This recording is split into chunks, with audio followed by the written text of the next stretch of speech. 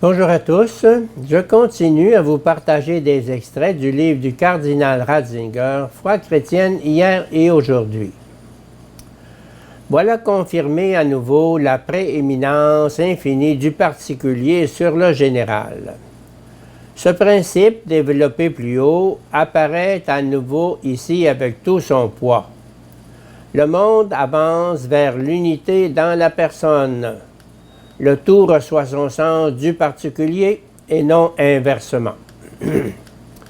Cette constatation justifie une nouvelle fois le positivisme apparent de la Christologie, la conviction si scandaleuse pour les hommes de tous les temps, qui veut faire d'un être particulier le centre de l'histoire et du tout.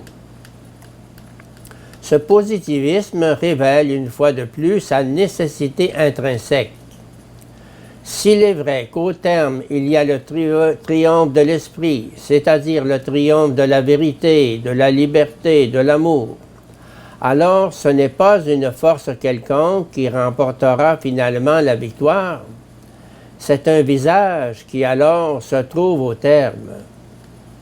Alors l'oméga du monde est un tu, une personne, un être particulier.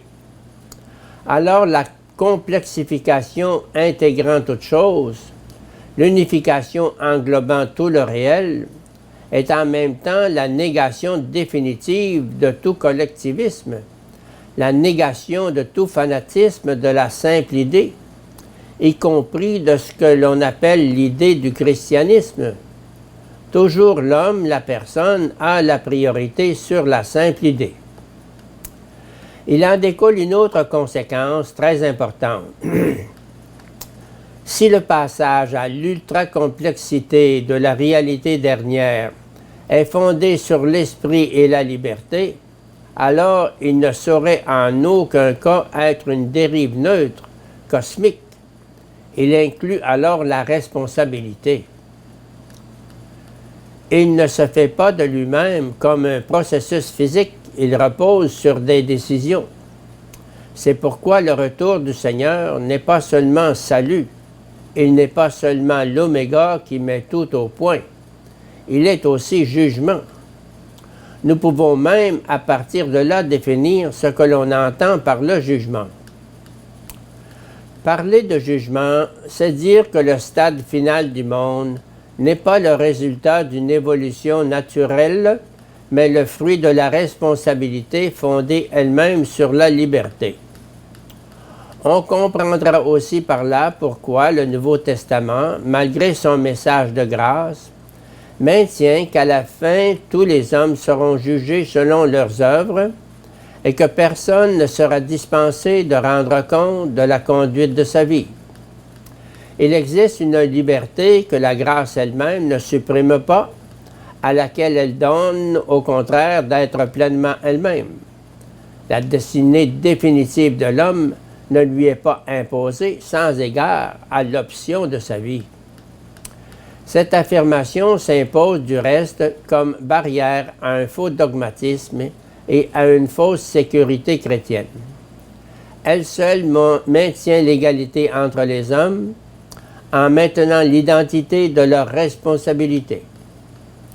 Depuis les pères de l'Église, cela a toujours été, et c'est encore une tâche décisive de la prédication chrétienne, que de faire prendre conscience de cette identité de la responsabilité et de l'opposer à la fausse confiance en l'invocation « Seigneur, Seigneur ». Il ne sera sans doute pas inutile de rappeler ici les réflexions du grand théologien juif Leo Baeck, auquel le chrétien ne pourra souscrire, mais dont la gravité ne le laissera pas indifférent. Baeck montre que l'existence privilégiée d'Israël est devenue conscience d'un service à assurer pour l'avenir de l'humanité. La singularité de la vocation est revendiquée, mais aucune exclusivité de salut n'est proclamée. Le judaïsme fut préservé de s'engager dans l'étroitesse religieuse du concept d'une Église apportant seul le salut. Là où ce n'est pas la foi, mais l'action qui conduit à Dieu, Là où la communauté présente à ses enfants comme signe spirituel d'appartenance l'idéal et le devoir, là le salut de l'âme ne saurait encore être garanti par la place occupée dans l'alliance de la foi. Beck montre ensuite comment cet universalisme du salut fondé sur l'action s'est cristallisé toujours plus dans la tradition juive pour apparaître enfin clairement dans le mot classique « Les justes qui ne sont pas israélites, eux aussi auront part au bonheur éternel ».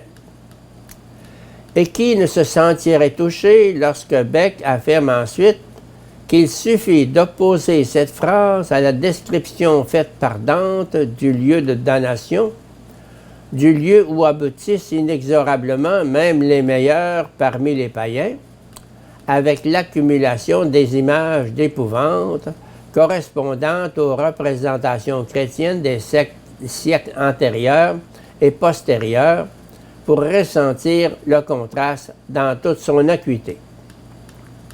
Certes, beaucoup de choses sont inexactes dans ce texte et incitent à la contestation. Cependant, il contient une affirmation grave. Il peut, à sa façon, nous faire voir en quoi consiste l'importance décisive de l'article de foi sur le jugement général de tous les hommes selon leurs œuvres. Ce n'est pas notre tâche d'examiner en détail comment cette affirmation peut être conciliée avec tout le poids de la doctrine sur la grâce. Peut-être d'ailleurs ne pourra-t-on éviter en fin de compte un paradoxe dont la logique ne se laissera découvrir pleinement que dans l'expérience d'une vie de foi. Celui qui accepte ce paradoxe découvre qu'il y a les deux, la radicalité de la grâce qui délivre l'homme impuissant, mais tout autant le sérieux de la responsabilité, exigence quotidienne pour l'homme. Les deux ensemble signifient que, d'une part, le chrétien possède l'assurance libératrice et sereine de celui qui vit de la surabondance de la justice divine qui s'appelle Jésus-Christ. Cette assurance sait « Je suis incapable finalement de détruire ce que lui a construit ». De soi, l'homme vit avec cette terrible conscience que son pouvoir de destruction est plus grand que son pouvoir de construire. Mais ce même homme sait que dans le Christ, le pouvoir de construire s'est avéré infiniment plus fort. De là naît une liberté profonde, une confiance assurée en l'amour indéfectible de Dieu, qui nous reste favorable malgré tous nos égarements. Nous pouvons accomplir sans crainte notre œuvre d'homme. Celle-ci a perdu son aspect inquiétant parce qu'elle a perdu son pouvoir de détruire. Le sort du monde ne dépend pas de nous, il est entre les mains de Dieu. Mais en même temps, le chrétien sait qu'il ne peut pas pour autant agir n'importe comment, que son agir n'est pas un jeu que Dieu le laisserait jouer sans le prendre au sérieux. Il sait qu'il devra répondre, qu'il aura à rendre compte de ce qui lui a été confié comme un intendant. Il n'y a de responsabilité que là où il y a quelqu'un pour interpréter et questionner. Cette interpellation, cette mise en question de notre vie, nous est rappelée sans équivoque par l'article de foi sur le jugement. Rien ni personne ne nous autorise à minimiser le sérieux extrême que comporte une telle affirmation. Notre vie apparaît ainsi comme une affaire grave. Et c'est de là précisément que vient sa dignité. Pour juger les vivants et les morts, cela signifie également que le jugement appartient à lui seul en définitive. C'est dire que l'injustice du monde n'aura pas le dernier mot et qu'elle ne sera pas non plus effacée tout simplement par une absolution générale. Il y a au contraire une dernière instance d'appel qui sauvegarde la justice pour pouvoir ainsi donner à l'amour son accomplissement. Un amour qui abolirait la justice créerait une injustice qui ne serait plus qu'une caricature de l'amour.